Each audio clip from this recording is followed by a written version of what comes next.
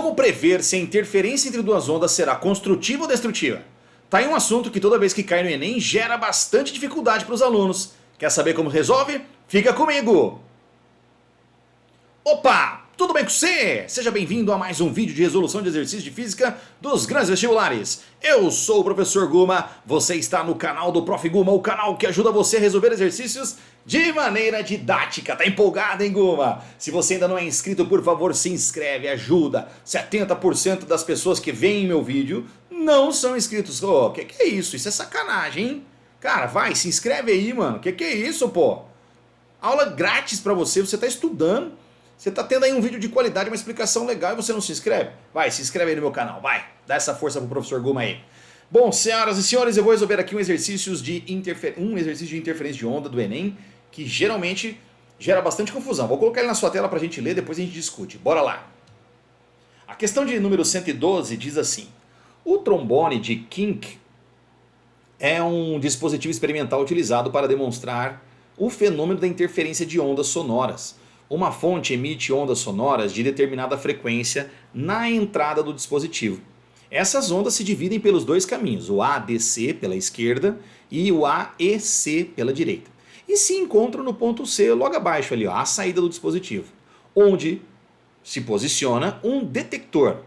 O trajeto ADC pode ser aumentado pelo deslocamento dessa parte do dispositivo. Essa parte da esquerda ela é móvel. Com o trajeto ADC igual ao AEC, capta um som muito intenso na saída.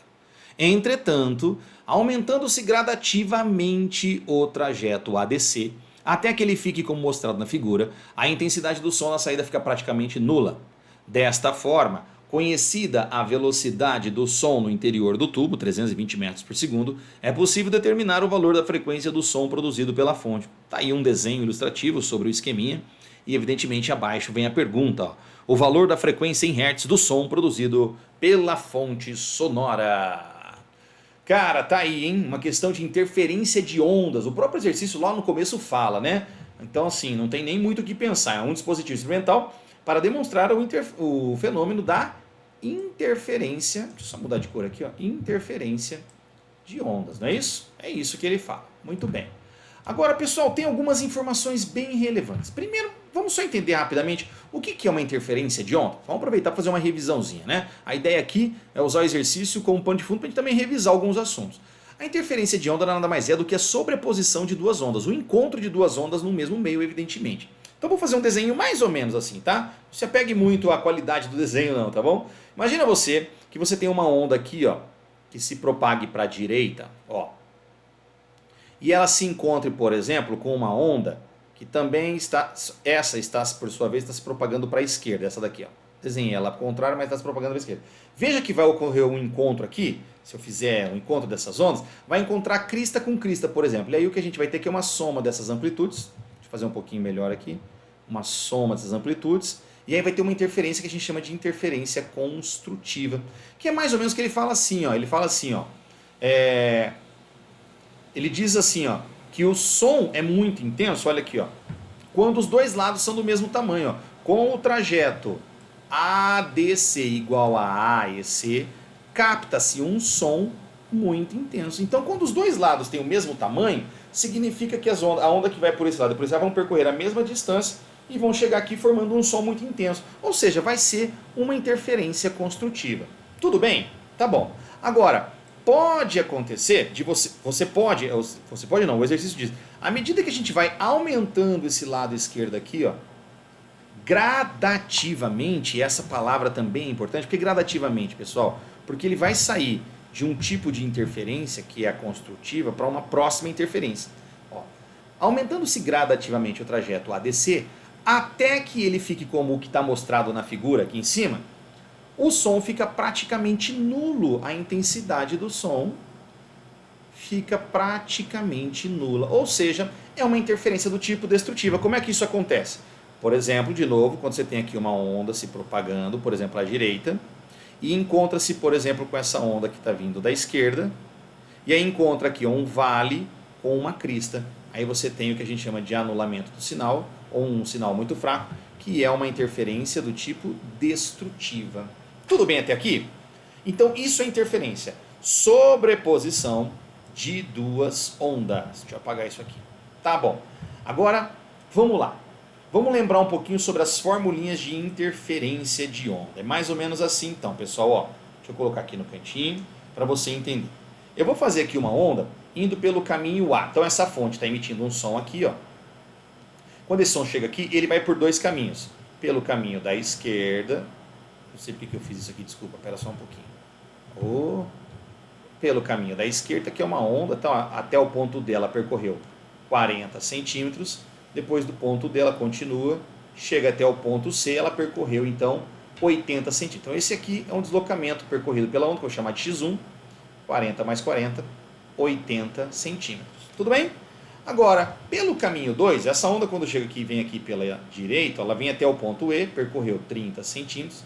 Depois do ponto E até o ponto C, mais 30 centímetros. Então a gente diz que no caminho 2, ela percorreu uma distância total de 60 centímetros. Até aí, beleza? Sim ou não? Tranquilo.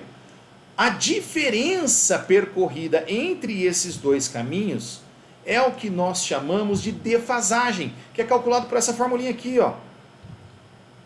Essa aqui, essa formulinha mostra pra gente justamente a defasagem, ou seja, o quanto uma onda percorreu mais que a outra. Isso é defasagem. Uma percorreu 80, a outra percorreu 60. Então eu digo que uma onda, por um caminho, percorreu 20 centímetros a mais do que no outro. Não é isso? Então posso dizer assim, ó, deixa eu colocar aqui em cima, ó, que a defasagem...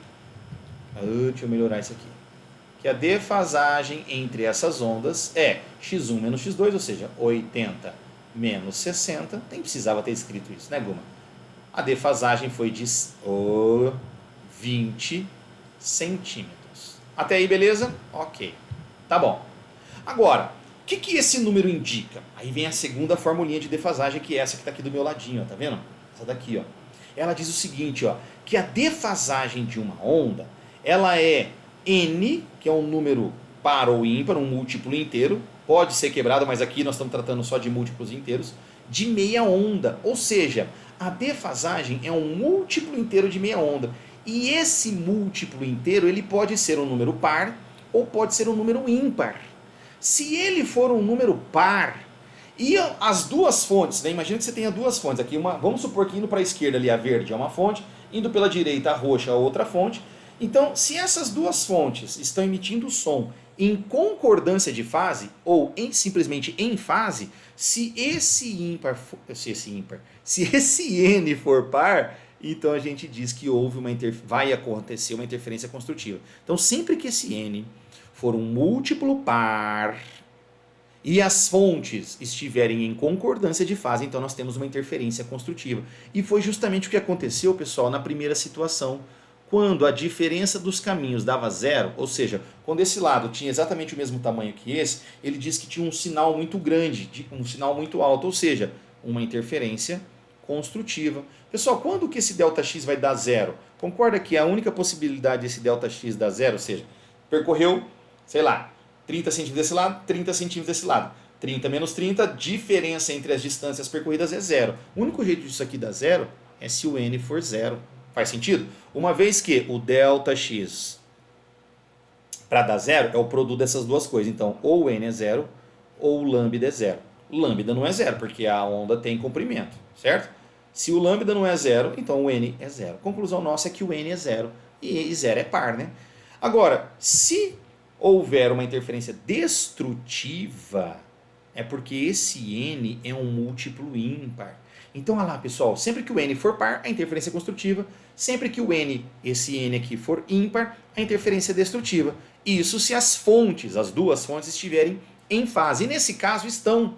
Por que aqui, né? Por que nesse caso estão? Porque, gente, na verdade, é uma única fonte que dividiu em dois sons. O que é estar em fase? É isso aqui, ó. Imagina dois alto-falantes aqui na minha mão, ó. Se eles estão em fase, quer dizer que eles estão trabalhando assim, ó, movimentando em sincronia. Ó, os dois vão para frente junto e recuam junto. Isso é trabalhar em fase. Agora, o que seriam duas fontes trabalhando em oposição de fase? Quando uma vai para frente, outra vai para trás. Essa vai para frente, essa vai para trás. Isso é estar em oposição de fase.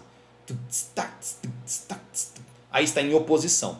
Bom, quando estiver em oposição, que não é o caso desse exercício, mas já caiu no Enem situações em que estava em oposição de fase, Aí a gente diz o seguinte, ó, a interferência passa a ser destrutiva para N par e passa a ser interferência construtiva se o N for ímpar. No nosso exercício, de novo, nós estamos trabalhando em situação em que elas estão em fase. Então esse exercício aí, eles estão em fase, ok? Ok, então vamos aplicar essa formulinha aqui, ó. Vamos lá. Delta, deixa eu só fazer aqui de outra cor. Delta x é igual a N vezes meia onda. Então, pera lá. Se está ocorrendo uma interferência destrutiva quando você aumenta gradativamente esse lado, significa que o N foi de 0 até o próximo valor possível inteiro, que é o N1. N1 é ímpar e N ímpar tem interferência destrutiva. Então, ΔX, deslocamento. A diferença de deslocamento foi de 20 entre uma onda e outra, ou seja, uma percorreu 20 centímetros a mais que a outra. O número ímpar, N, para dar interferência destrutiva é 1. Guma, podia ser 3? Nesse exercício não, porque veja, na primeira situação ele diz que quando os dois caminhos eram iguais, o que nos leva a concluir uma defasagem igual a 0, ou seja, o N... O que eu fiz? Então o N é 0. Nossa, deu uma pulada aqui. Não tem problema, a gente volta. Ó. O N é 0, tá bom? Aí se eu vou aumentando gradativamente até que o som some, ou seja, eu pulei de 0 para um N igual a 1, que aí formou uma interferência destrutiva. Vezes meia onda sobre 2. Agora, por que eu estou fazendo isso? Com esse exercício aqui eu vou calcular o lambda, né? Ó, 2 vezes 20 vai dar 40. Então, lambda é igual a 40 centímetros. Tá pegando bem na minha cabeça aqui, né? Que é igual a 0,4 metros. Tá aí, 0,4 metros. Tá, mas o exercício não quer o lambda, Guma. Ele quer a frequência. Oh, verdade. Como é que você calcula a frequência agora que você sabe o lambda? Aí ficou fácil, né? Vamos usar o V lambda F. Então, agora a gente vai pegar aqui, ó. V igual a lambda vezes frequência. Onde V o exercício forneceu, 320 metros por segundo. O lambda em metro dá 0,4 metros vezes a frequência. Vamos passar esse 0,4 dividindo. 320 dividido por 0,4 é igual a frequência.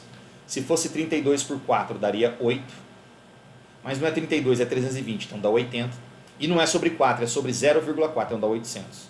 800 Hz é a alternativa ou a resposta final. Esta é a frequência do som 800 Hz, que vai dar a alternativa C. C de certamente vou me inscrever no canal do Guma. Se você gostou dessa explicação, se você entendeu esse conceito de interferência de onda, então se inscreve no meu canal e aproveita aqui, ó, para clicar bem aqui nesse izinho aqui, que vai aparecer o card com todos os exercícios do Enem 2017. E exatamente neste momento, eu coloco sempre 2 exercícios de desafio de assuntos aí relacionados a esse tema da ondulatória, tá bom? V lambda F para você tentar desafiar aí, para você se desafiar, tá bom? E ali o meu rostinho para você se inscrever. Obrigado por ter ficado até aqui, bons estudos e fiquem com Deus. Tchau!